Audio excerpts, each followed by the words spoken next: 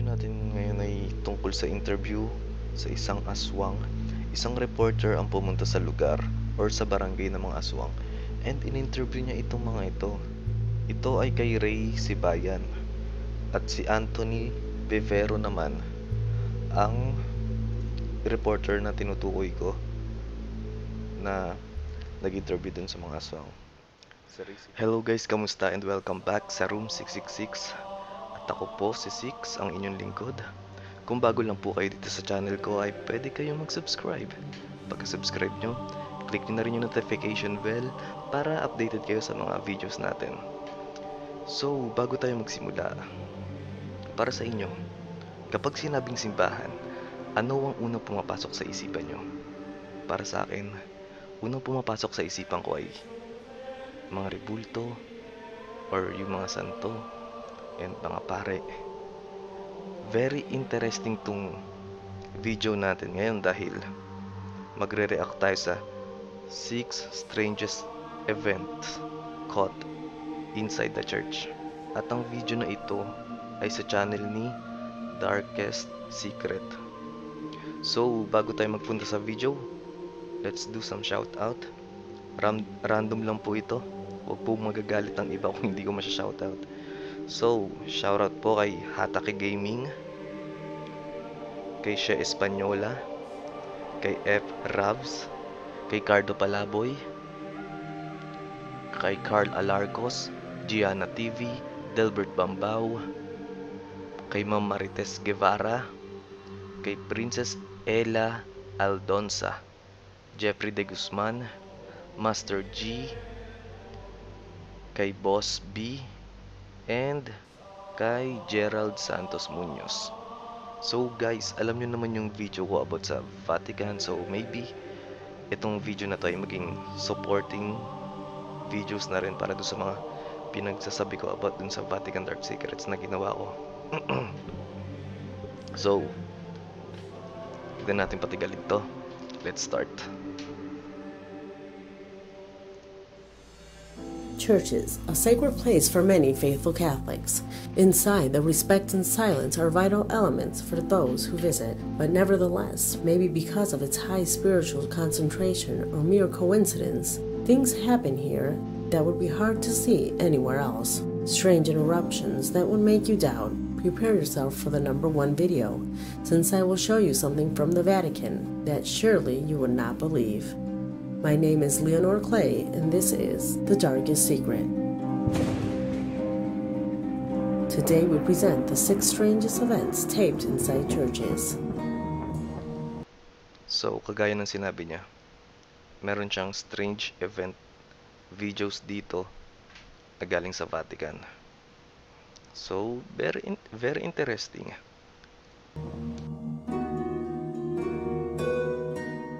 The Darkest Secret, in association with Breakman Company, look to give you the most terrifying and realistic videos that exist on the internet.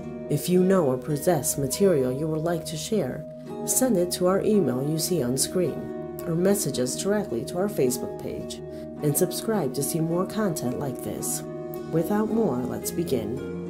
Number 6.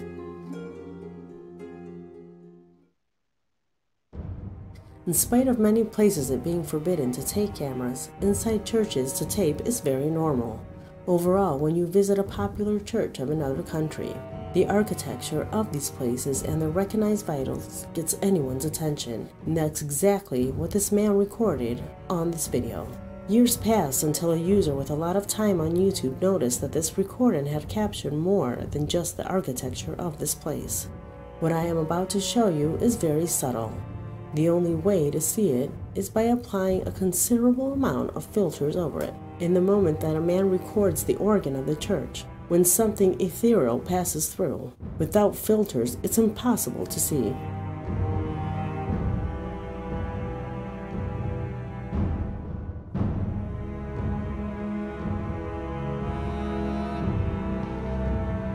Saan yun? Parang di ko makita.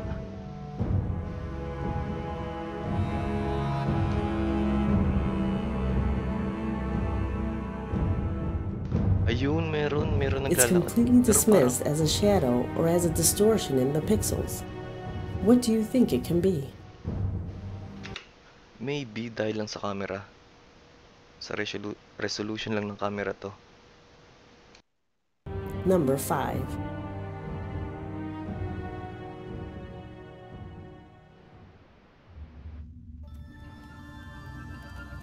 If you have ever immersed yourself in a discussion with someone who believes in God, it's probable they've told you to speak to a priest or preacher, of whom the spiritual man close to God will open your eyes. For many believers, the priests are almost sacred people, and how can they not be if they dedicate their whole lives to their religion? But nevertheless, what you will see in this video, an unfortunate incident, lets you see that including the most sacred are simply men, and on this occasion, men quite perverted. This video was captured Perverted. Alam mo, natalakay ko na rin to sa mga past video ko eh. in the middle of Mass by one of the parishioners seated in the front row. In it, you can see the priest preaching in Mass filled with witnesses, when suddenly, the movement in his hands leaves us to easily conclude that he was touching himself. What the F, man? Alam niyo na siguro kung ano ginagawa nito, di ba? Damn. Nasa loob ka ng simbahan tapos naggugumanyang ka.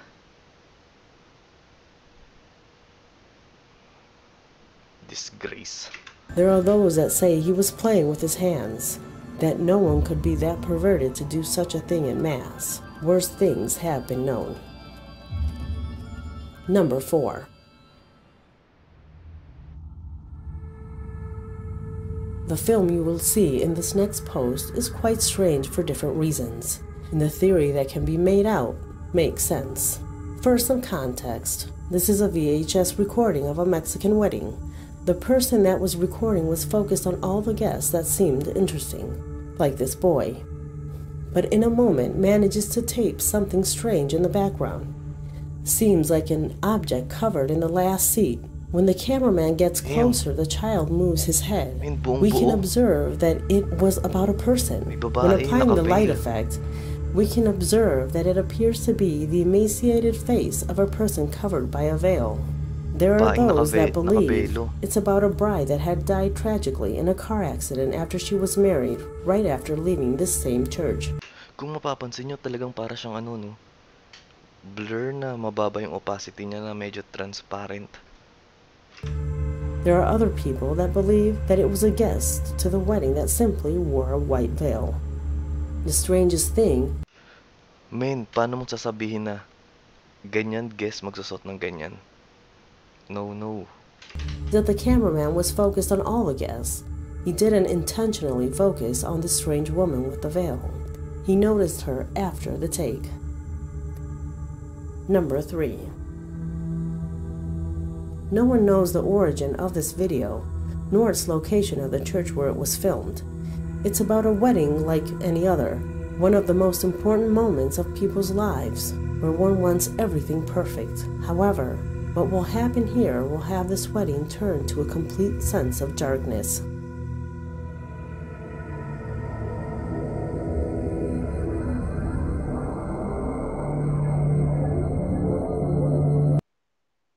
What the F, men? Tumatayo yung balahibo ko. Napansin nyo yung mukha niya? Men, hindi normal yung mukha niya eh. Parang kalahati lang eh.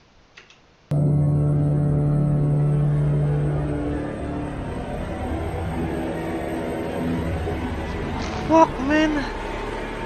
Shit! The F! Shit. What Nakakilabot. just happened? Who was this person? Why did it look like half of its face was missing? And why weren't any of the guests surprised? Regretfully, the appearance of this mysterious person will be more than the beginning of bad luck for a lot of people at the ceremony.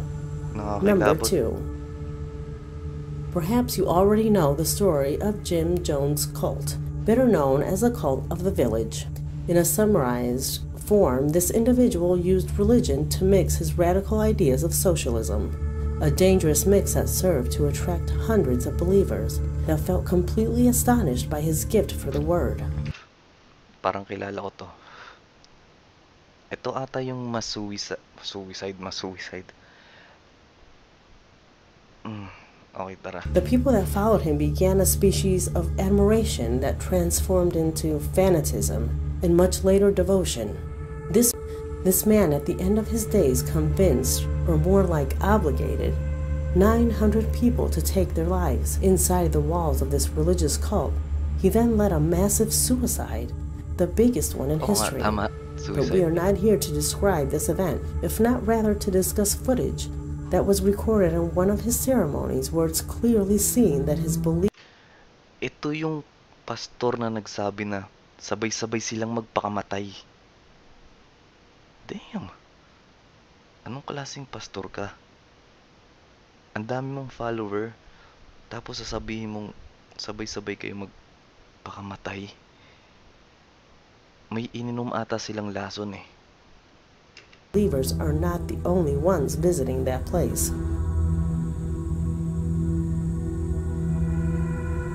Some strangers and terrifying, sparkling eyes appear in the scene.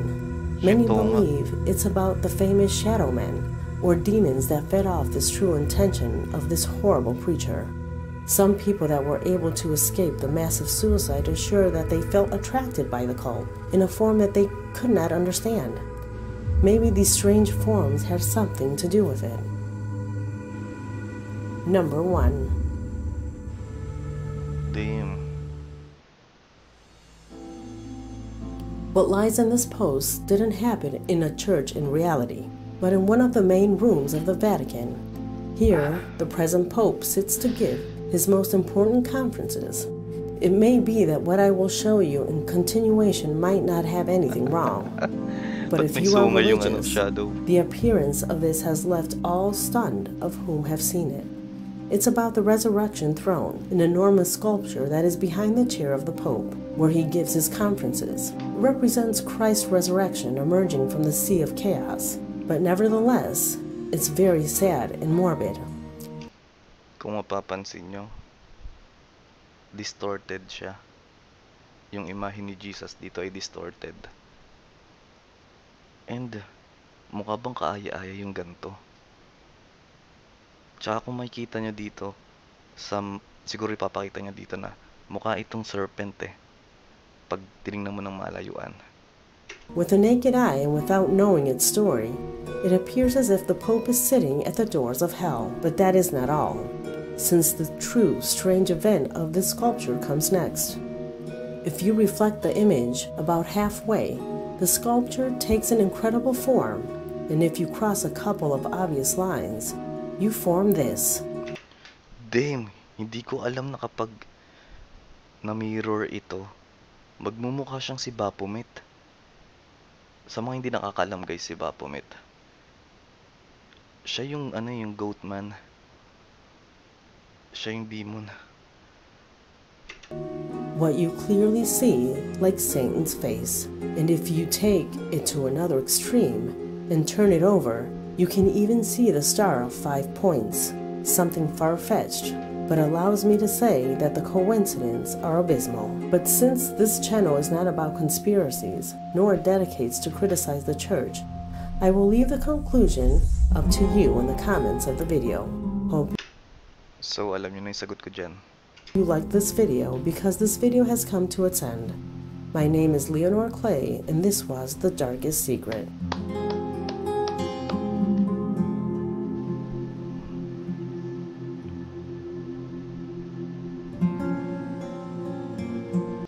So ayun guys, doon na nagtatapos ang video natin. Nakakalungkot lang talaga isipin na may mga tao na may ginagawa na masama, pero ang nakikita nyo kasi is yung ginagawa niya mabuti, pero may ginagawa siyang masama sa likod nito.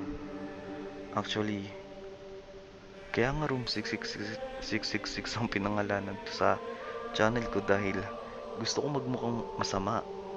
Pero, paano ba to?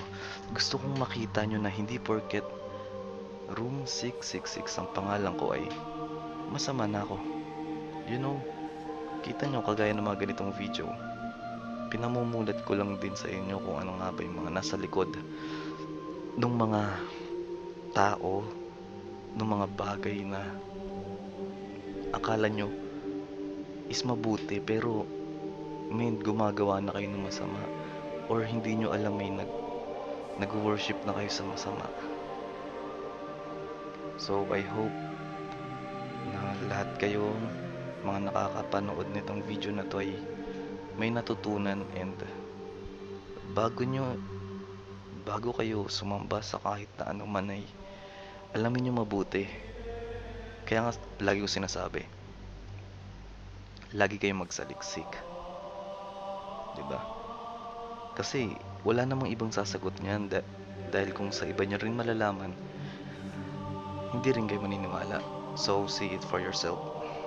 So guys, alam ko maraming part yung gantong video niya na mga strange things na nangyayari sa church.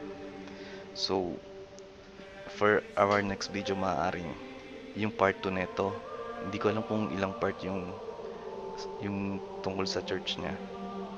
Pero guys, lagi niyong tatandaan na huwag kayong mapukaw sa panlabas na anyo. Sa kung ano lang yung nakikita nyo, huwag kayong makontento. Dahil maraming subliminal messages ang nandito sa mundo na kailangan nyo malaman. So hindi ko napapahabain pa. Hanggang dito na lang ang video natin. So paalam guys. Bye.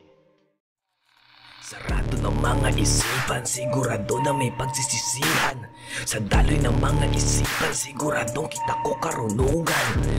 Huwag mo sara at lumata para makita rin to ng iba.